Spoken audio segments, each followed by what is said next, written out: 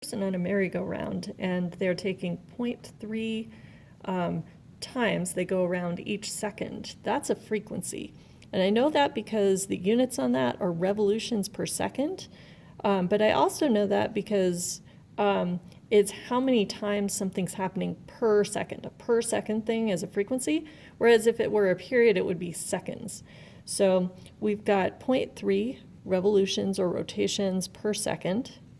And we also have a radius of 4 meters. We're asked to figure out the speed.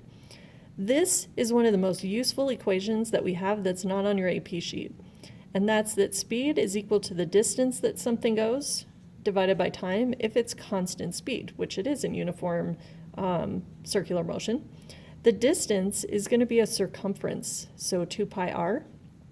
And the time to go around once is a period.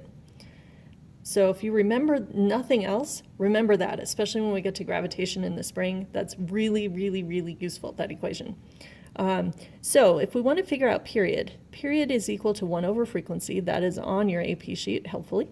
So that's 1 over 0.3, and that's 3.3 seconds, repeating.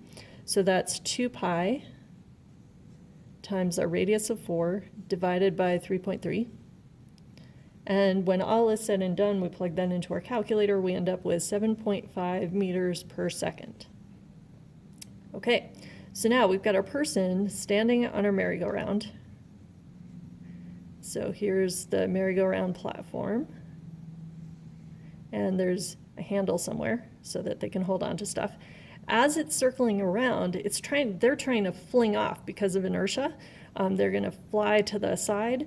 But because we've got something that this person can hang on to, the force that that person is holding is going to go towards the center of the circle. So the force of holding is towards the center of the circle. We've got mg headed down, and we've got a normal force pushing up on the person. The direction in the circular motion is x, so that's the direction that we want to do our sum of the forces is equal to ma equation. And so in the x direction, the only force we've got is the force of holding, because there is no friction. That's going to be equal to m, and because it's circular motion, that's going to be mac.